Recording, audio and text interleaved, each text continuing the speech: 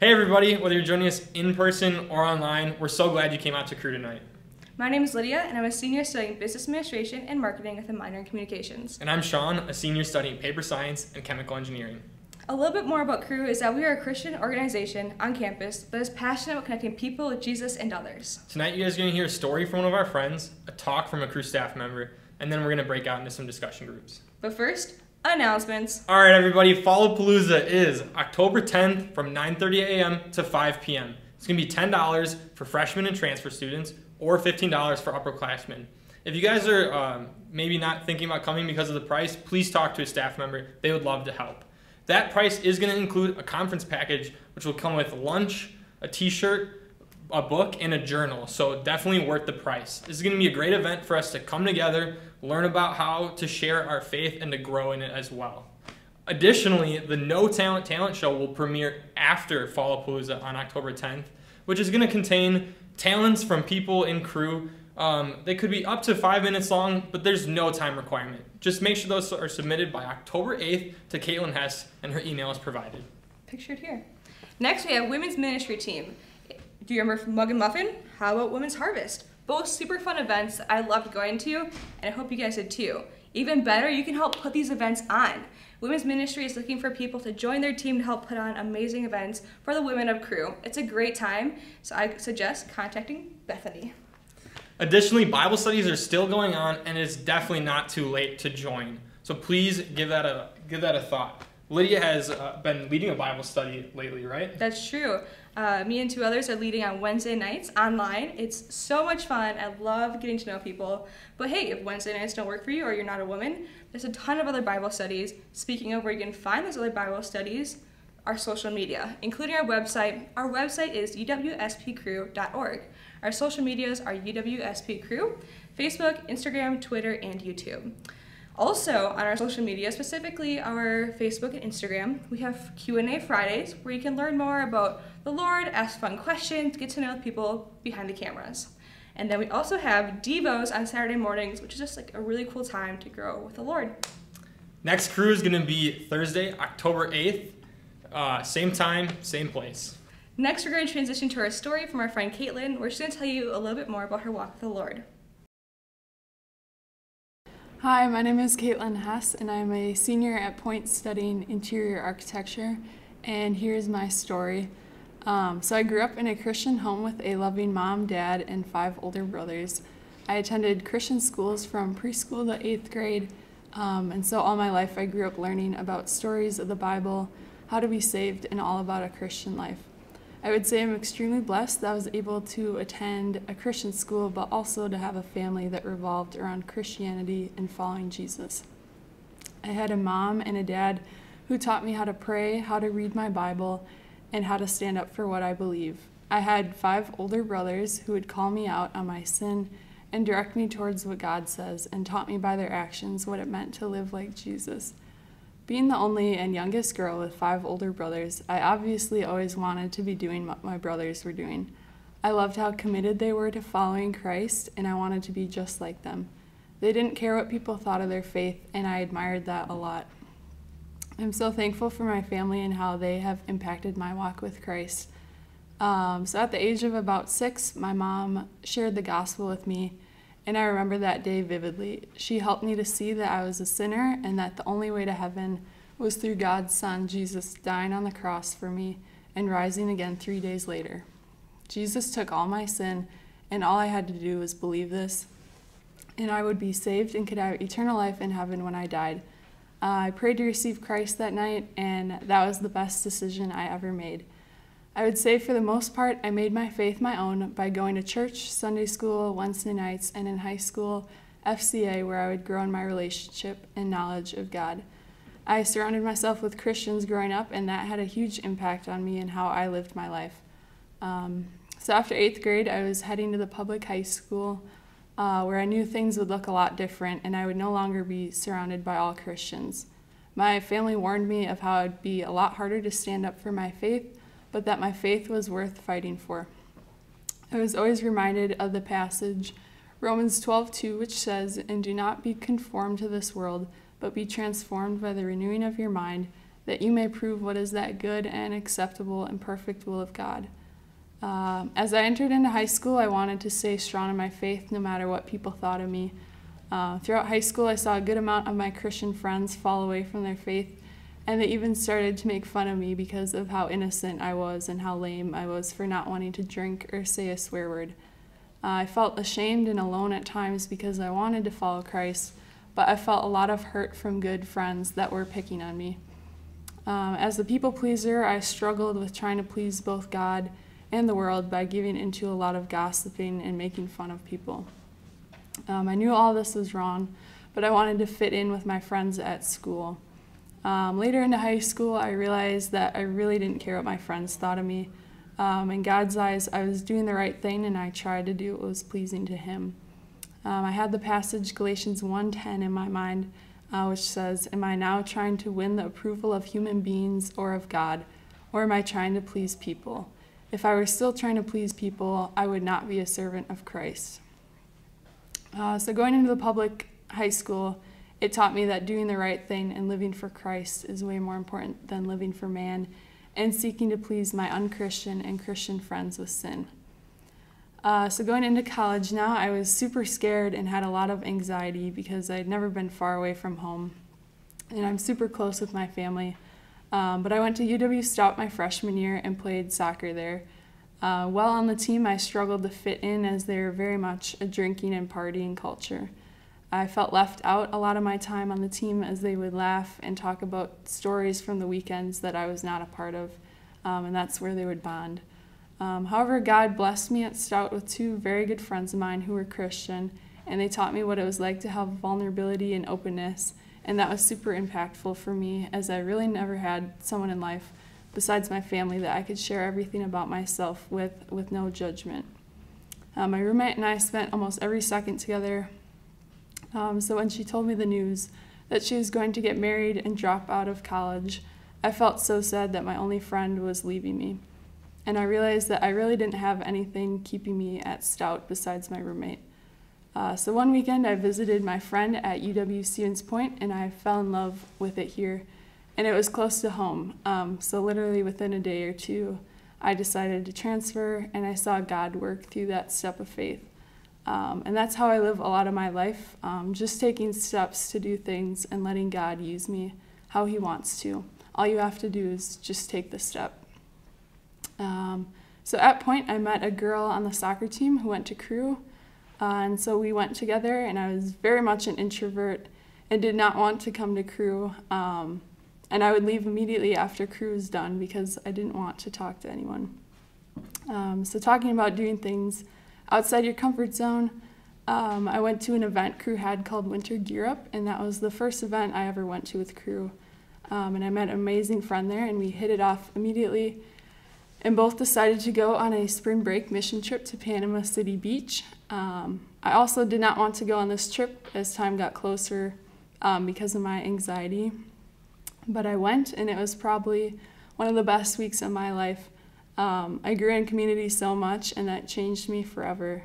After meeting friends and building relationships on this trip, I loved going to Cru, and I loved hanging out after, and it opened me up to be able to talk to a lot of people at Cru. So my life lesson is to do things you're uncomfortable doing, and God will show up. I've done a lot throughout my time at Point doing things I was uncomfortable doing, but God has grown me tremendously in my faith and my social abilities, and here I am giving my testimony, which I told myself I would never do. So yeah, that trip definitely changed me forever as a person. And Cru has helped me to be able to lead Bible study, join the social media team, become discipled by someone, disciple someone else, go out sharing, leading Summer Connect, mission trips. Cru and the people of Cru have impacted me a ton in my faith, and I'm so thankful for that. God works when we are uncomfortable, and sometimes you just need to make plans and let God ruin them. But all that matters is taking a step of faith in a direction. So if you know me, you know that I love to smile and laugh a lot. I love God and what He's doing in my life. And one of my favorite things to do is look back and see how God is working in every detail of our lives. Everything that happens is for God's purpose, and I love not knowing where God will lead me. But life is full of seasons that come and go, and I think it's important to take a pause and enjoy life before God leads you to the next season. My life isn't perfect. I struggle a lot with anxiety and finding acceptance in what people think of me and trying to appear perfect. But I know I cannot serve two masters, both God and man. As I choose to serve God, He's continually growing me through learning about His character, and I try to live my life in obedience to what God commands in the Bible. Although I mess up, I know God forgives and gives me many, many second chances to repent and live for Him. So 3 things I want you to take away from my testimony is 1, do things outside of your comfort zone and let God move and work through that. 2, the people you surround yourself with in life have the greatest impact on you. So choose wisely and make sure they are people of God. And 3, don't let anxiety hold you back from doing things you want to do. I struggle a lot with anxiety, but I've seen God work in many ways through it. Thank you.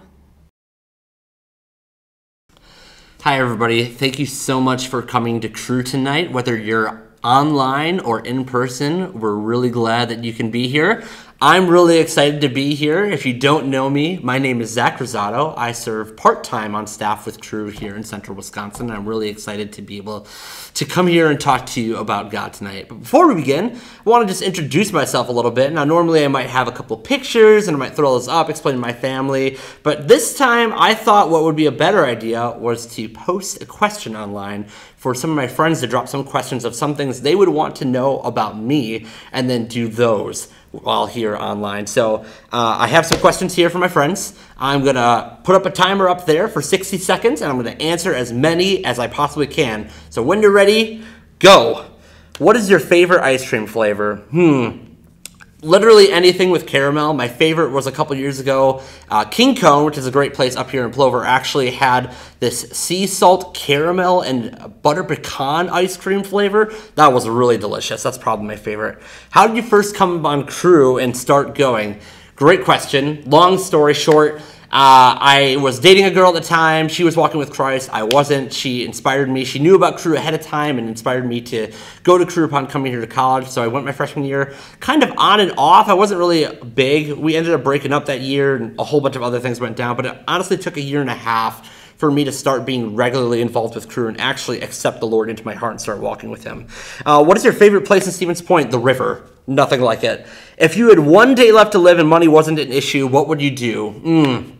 Great question. I'd spend it with my family. I love my family to the ends of the earth, so I'd definitely bring them with me. We might go to Puerto Rico and visit my other families. It's really beautiful out there. There's a lot of ocean. I'm over time. And just to finish up this question really quickly, we're definitely end with some sort of steak dinner. There used to be this delicious place in Puerto Rico called the Vaca Brava. It's on an old TV show called Man vs. Food. You can check it out. It's on YouTube probably somewhere. And they serve the most delicious steaks. And steak is my favorite food in the world. So definitely would have that to do. Boom. With that out of the way, now that you know a little bit more about me, let me talk to you a little bit more about God. So for the past few weeks, we have been talking about the characteristics of God, specifically those He has and those we don't. If you're joining us for the first time, special welcome to you. Thank you so much for coming out to check out Cru tonight, whether you're in the DUC with us or whether you're online. I want to encourage you after this to go back and check out my other friends, Ryan, Courtney, and Eric, and the talks that they did on God, because as God is one being with multiple characteristics, all these things, all the talks that we've had so far will help you better understand God. So definitely go check those out, or if you only missed one or two, go back and check those out, because it's going to really help give you a clear picture of who God is. Tonight, we're going to be talking about how God is all powerful. How God is all powerful. Whether you've been walking with Jesus for years or you're checking this whole God thing out for the first time, you might have heard at one point in time that God is all powerful. And you might be on a large spectrum of I totally believe that God is all powerful to really, is God really all powerful? And we're going to talk about those tonight. So thank you for coming. According to the Bible of what we read though, God is all powerful. Okay, so I just want to start with a couple verses of scripture that we see God being all powerful in. It all starts at the beginning of the story of the Bible in Genesis, where we see God create the heavens and the earth, and he creates all living things. He creates us. He breathes life into us. It displays his power in Genesis. We see it in Exodus through Moses, through the plagues sent on the people of Egypt to let all the Israelites go, and him guiding them to this land he had set for them, a land that he said is flowing with milk and honey that he wanted to give to his people.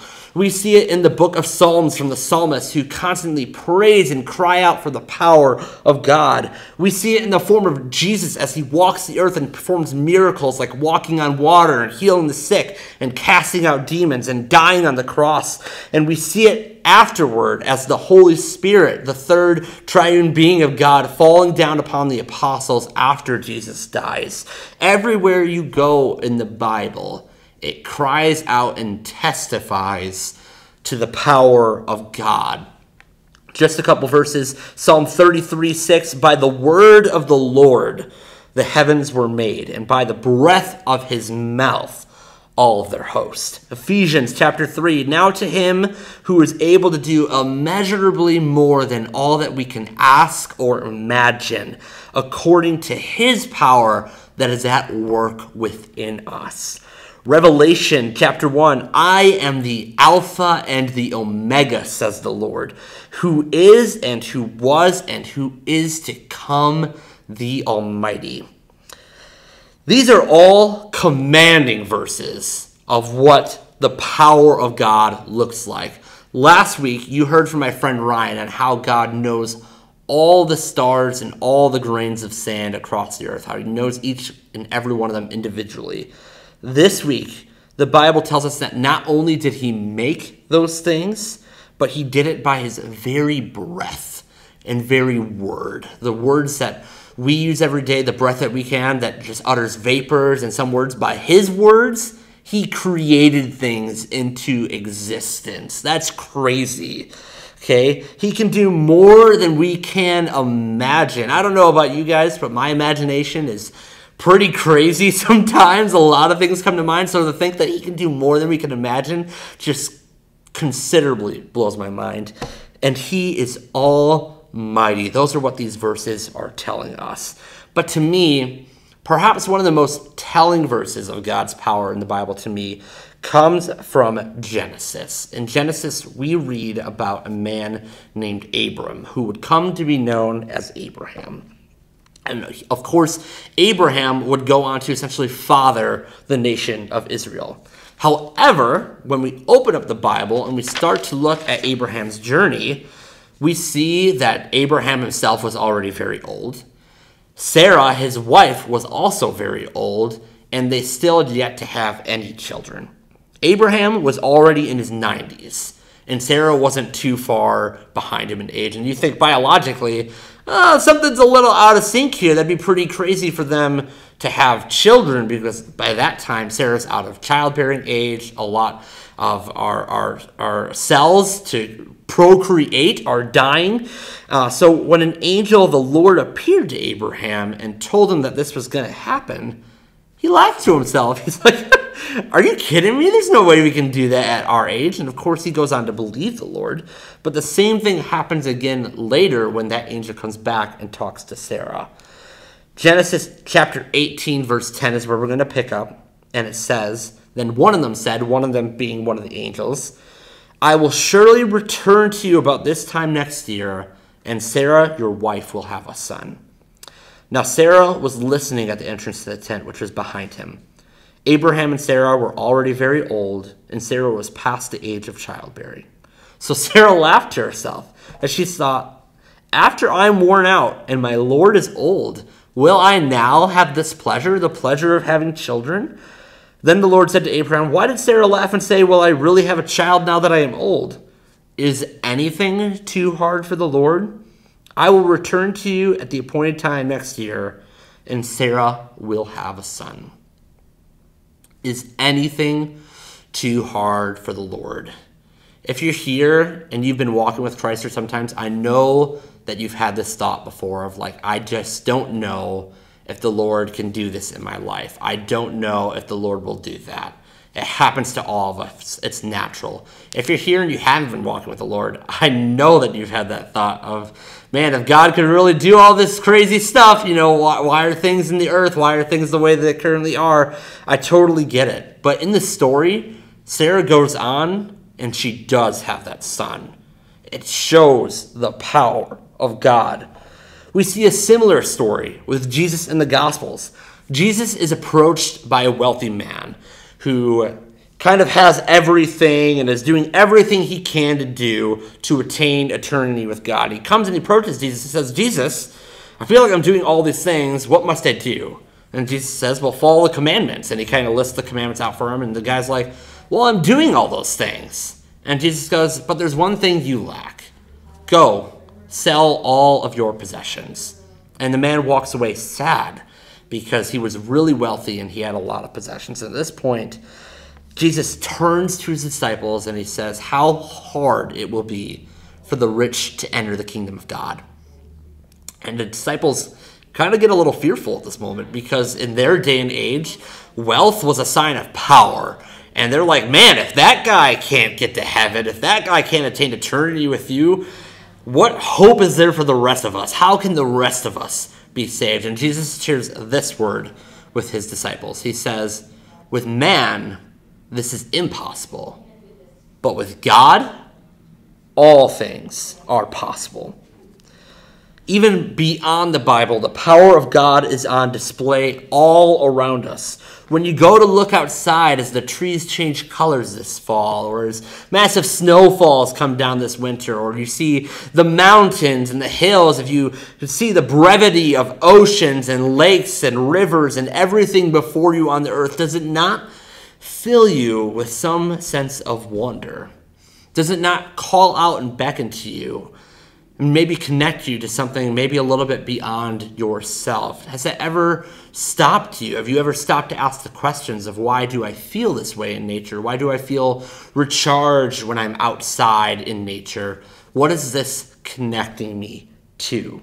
I would argue that it connects you to the God who created it, the all-powerful God who created everything that we see, everything that breathes, and everything that has life in it. You see it when you see animals in their diversity. An old Roman philosopher, Quintilian, once had this to say. He said, God, that all-powerful creator of nature and architect of the world, has impressed man with no character so proper to distinguish him from other animals, such as by the faculty of speech. God's power is seen in you. It's seen in the multitudes of beautiful colors and personalities that make up the people of the earth. As men and women who were created in his image, you exemplify the power of God.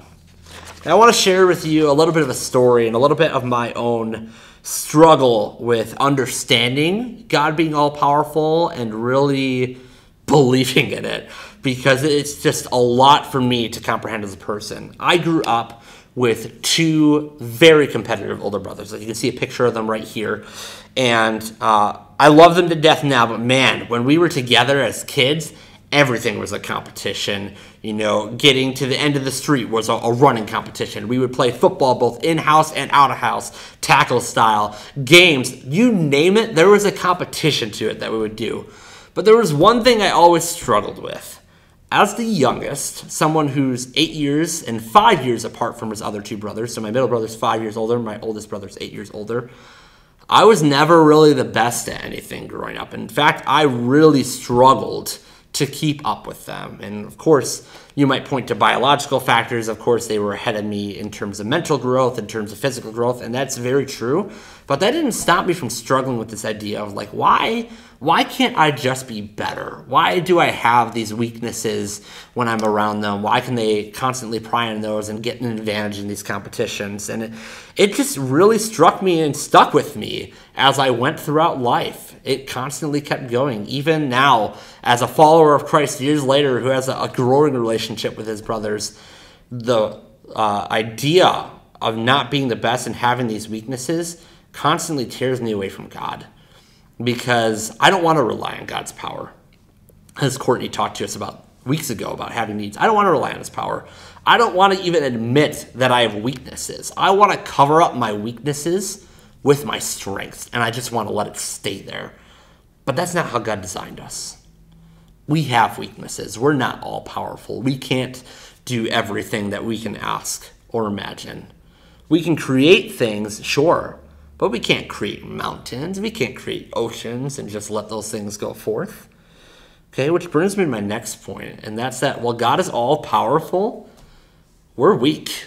We're fragile beings. You've heard it over the last coming weeks. There are things that God has and characteristics of God that we do not have. And one of those things is we are definitely not all powerful. Take myself, for instance. Okay, with my height and my weight and my balance, in all honesty, you will never see me play in an NBA game. It's just not going to happen. It's one of my weaknesses. Even if I practice for days and days and days out, I promise you won't be seeing me in the NBA anytime soon. Another thing about me, if you didn't know this, I have a very heavy one-track mind, meaning I can only really do one thing at a time. It's very hard for me to multitask. If someone's talking to me and I'm trying to do something else on my laptop, a lot of times while I'm trying my best to listen, it's just not there and I will miss a critical detail and I got to go back and I got to ask them later. Weakness of mine. Number 3, I kind of already noted this, but balance. You will never see me be a gymnast. Sorry. I'm never going to be on a balance beam or a trapeze or any of that stuff. I just don't have the balance for it. That's been that way since birth. I am weak in my balance. And in the same way, I'm betting there are some weaknesses that you have that you can name or that you know that maybe even you might have a hard time admitting. It's really hard for us to admit that we're weak and we need an all-powerful God. Because that was always one thing that I wanted. I wanted to be the best. I wanted to be all-powerful in my own world. I always had this idea, this vision that eventually, somewhere along the line, I would have less weaknesses or be able to cover them up better and would only be able to display my strengths. This idea of a perfect being that really doesn't exist for us. That doesn't exist in our world. In fact, even believing in that false narrative that somewhere along the line I'm going to be stronger, I'm going to have less weaknesses and all this stuff, that refutes the God who made me in his image. I cannot be all powerful because there are just some things that I cannot do. There are things that you and we as people cannot do. Because while we were created by an all-powerful God, we ourselves are not. As Courtney said, we have needs.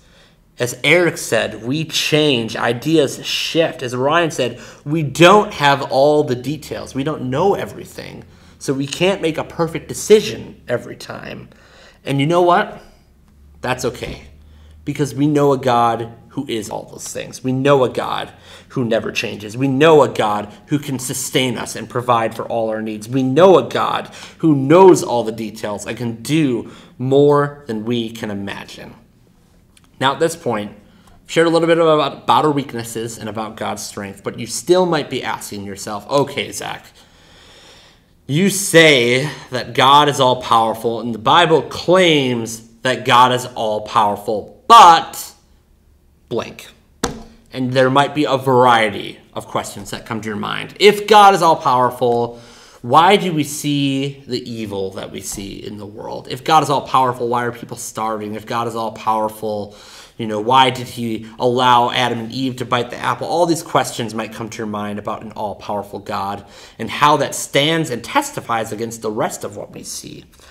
And these questions are good questions. They are hard questions. I definitely can't answer them right now. I don't have nearly enough time. That's a whole nother talk on itself. But if you have these questions, I want to encourage you to find an older student that you trust or a Cru staff member and pull this on after tonight and be like, hey, I've really been struggling with this question of God is all powerful, but X, what is going on? And I just want to know how we can believe God is all powerful and how this can also exist. And I'm sure they would love to meet up with you and tell you a little bit more about how that works. Now, hearing everything that we've been hearing, we have a response to make to God being all powerful. You could have the response I made of, you know what? I'm just going to keep believing this false narrative that there's going to be a day and an age where I'm older and I'm wiser and I'm more intelligent and I'm not going to have as many weaknesses, or my weaknesses are going to be hard to expose. I'm just going to keep those to myself, and I'm going to keep grinding and to be the best, being as best as I possibly can. You can do that. A second response that a lot of humans have, actually, is we create things that exemplify this all-powerful nature to us and give us the feeling of control and power. For example, over the last 12 years, Marvel Comics has exploded after they brought a cinematic universe to our TVs filled with superheroes who do the impossible. We see heroes with superhuman strength or superhuman intelligence, or in some cases, powers that are borderline alien in nature, as in that would never exist in our world beyond film. Have you ever bothered asking yourself why these things are so popular? Why millions of people across the world will flock to theaters to see this? Sure, it's cool, but what makes it cool? The fact that I can see some guy grow to twice his size and 4 times his muscle mass and beat the crap out of robots, that's what makes it cool, at least for me.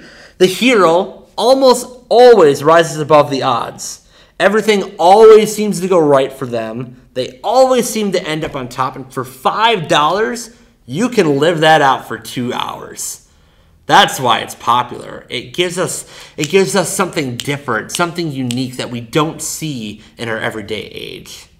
Or do we? Because we know the truth. Life is actually hard. Things don't always go right for you. You don't always end up on top, and sometimes life can feel drowning in what it throws you. Life reveals our weaknesses over time, and that's why we need a God who is all-powerful. So as we start to wrap up here, I want to invite you to the third response, and that's trusting in this God, trusting that God is all-powerful and that he can do more that you can ask or that you can imagine, that he can fulfill all your needs, that he does know every detail about you, that he breathes life into you and has a plan for your life. I've several verses left for us to read here. I'm going to be reading in Colossians chapter 1, verse 15, and I want you to hear the power of God in these verses. It says, "The Son," meaning Jesus, "is the image of the invisible God, the firstborn over all creation. For in him all things were created, things in heaven and on earth, visible and invisible, whether thrones or powers or rulers or authorities, all things have been created through him and for him. He is before all things, and in him all things hold together. And he is the head of the body, the church. He is the beginning and the firstborn from among the dead, so that in everything he might have the supremacy. For God was pleased to have all his fullness dwell in him, and through him to reconcile to himself all things, whether things on earth or things in heaven, by making peace through his blood shed on the cross." Now, these verses specifically talk about the character of Jesus, but how all this flows from God. And I'm arguing that case tonight, that the things that we can do and the things that we create flow because we were created by an all-powerful creator, God. And tonight, I want to encourage you, if this is the first time you're hearing any of this, or if you've been kind of seeking out God for a while and are kind of wondering what all this means, I want to encourage you to take a step of faith with me tonight and to start believing and trusting in this all-powerful God. And you can take that first step tonight. On your door prizes tonight, there's a little thing at the bottom that says, "I want to know God personally," which just indicates to us that you want to have a further conversation about possibly what we talked about tonight, or about God in general. We would love to meet with you wherever you are. So if you have questions about God and you want to talk to him about him, make sure you mark an X there, and we'll make sure to follow up with you. Well, thank you so much for joining us tonight. I hope that you have a really great evening, and we'll see you here next week. Hey guys, we hope you enjoyed Cru this week. It was so much fun getting to see everybody here, but we're gonna do some transitioning now. It is time for our friends online to press your Zoom link and get hooked up with your discussion leaders, where they'll give you your door prize cards. For our friends here in person, it is time for your discussion leaders to pass out the door prize cards as well. It's been so nice to see everybody here. See you guys next week.